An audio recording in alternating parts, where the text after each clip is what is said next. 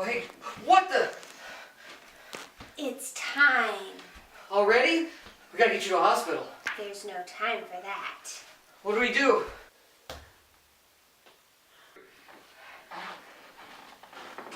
Quick, get her on this table! No drugs, you'll hurt the baby. Doctor, quick, you have to cut her open.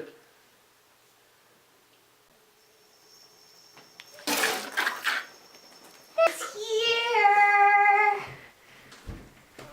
Congratulations. It's... Gender? no... spoilers? There will be. Happy Mother's Day! Hi, welcome to Horror Addicts, here in the Horror Attic. I'm Danny Nightmare.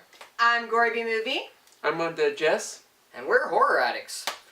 And, happy Mother's Day, by the way. We thought there'd be no better movie to do for Mother's Day than Alien. So, when I was pregnant with Lolz, there was one movie, well, two movies, but that's another story. There was two movies, one of which was Alien, that made me cry. And it is because I realized when I sat down to watch it that the whole thing is about pregnancy. You got these little chest burster dudes, which, I mean, let's be honest here, it looks like a penis. And that goes inside the person that is thus impregnated with said alien. It bursts out of the person, which is horrific if you're pregnant. And then, you know, it grows up into be like this like queen thing, which is just, I mean, if you already have issues with your daughter being cooler than you someday, her growing up to be a frickin' queen with like double mouths and stuff, like, that's gonna give you a complex. Now, most of the creature design, the ship design, all of that in Alien was designed by artist Geiger, who is apparently obsessed with penises. So, yeah, there's a lot of penis imagery in there, and I just said penis 3-4 times in a Horror Addicts video, so there's that. Penis. Yeah, lots of that. In 1979, Ridley Scott directed Alien, which we have just covered all of the phallic reasons of that movie, but he gave it a very dark tone, which was not afraid to use natural lighting and shadows and just pure black. Now, a lot of people have gotten to this discussion with a few horror fans that Alien is a science fiction movie and not a horror movie. Now, I argue that it's both, but it is definitely, in addition to being science fiction, a horror movie. You can start with the tagline, "In space, no one can hear you scream." I think by definition a horror movie is all about intention. It's about if the movie is intended to scare you, this movie is intended to scare you. The dark shadows really add to that horror ambiance. You've got this wonderful soundtrack that really, I mean, it's right up there with like Halloween. It's beautiful, it builds suspense, very beautifully shot, very beautiful recording, and for that reason, I highly recommend, if you're going to be purchasing this series, get the one that was released in 2003 with the remastered audio and visuals, because it is stunning. Yeah, we recommend the Blu-ray version for this, just that way you can see Sigourney Weaver's freckles. Oh my gosh, she's got the cutest little freckles. As you mentioned, the soundtrack. It was done by Jerry Goldsmith, who won an Oscar for his previous work for The Omen, but some people say this was still his best work. Nerd. He also did Poltergeist and Gremlins. My favorite scene in Alien is the scene where Brett dies.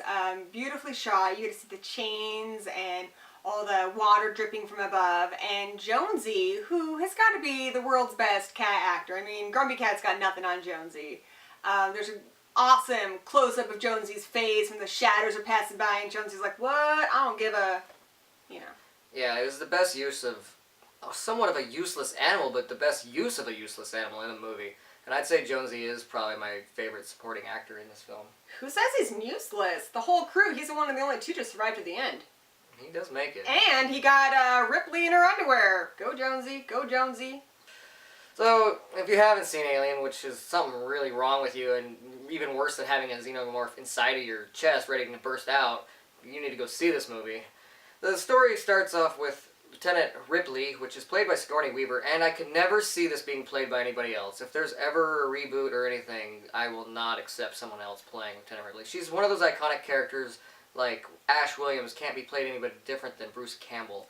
It just has to be that person. She's also one of the strongest action stars. And I'm not just talking about women, though she's done a lot for women. I mean, she's up there with Buffy and making us not only look super badass, but super intelligent.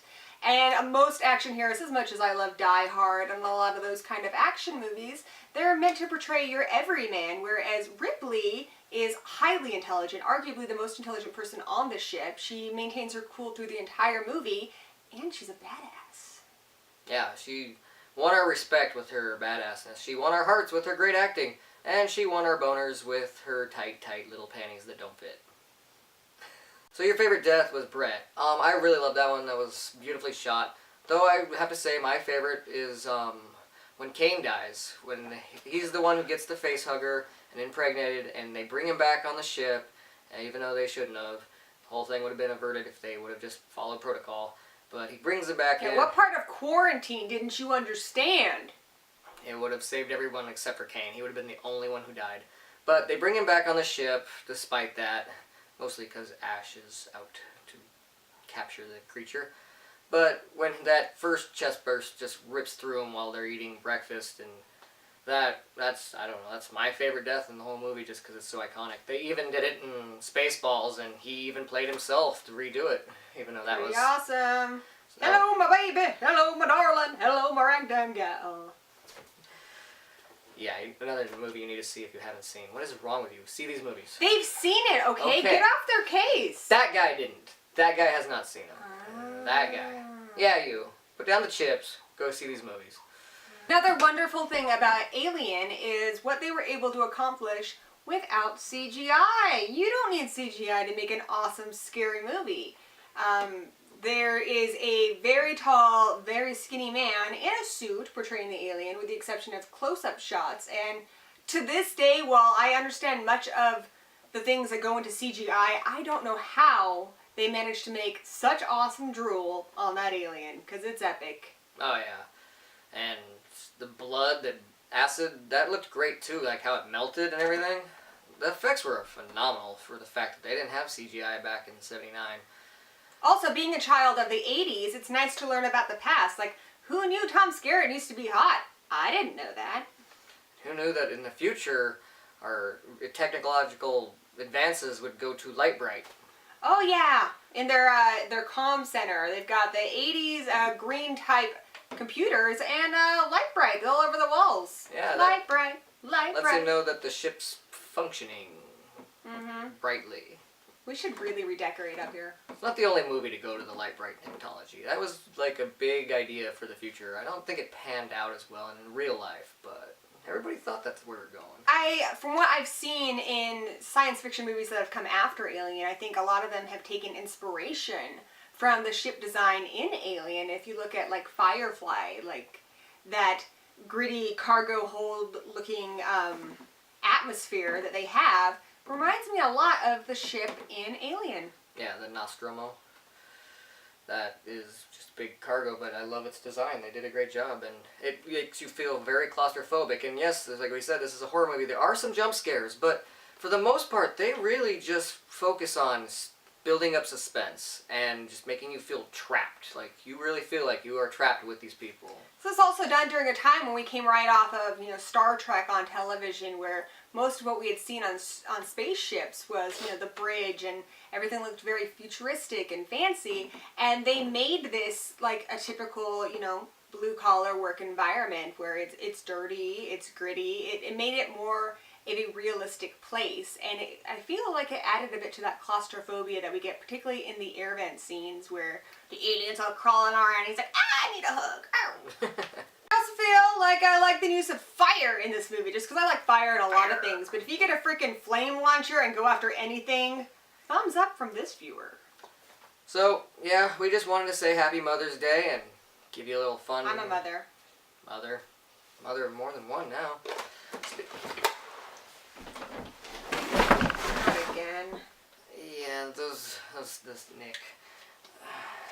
Yeah, forget about it. Anyways, I also, as Mother's Day, I got you a bag of puppies.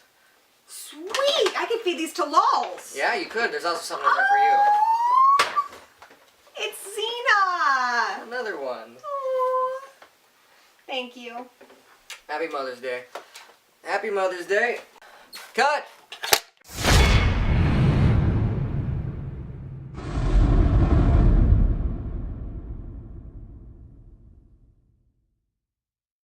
Do you want to hold her?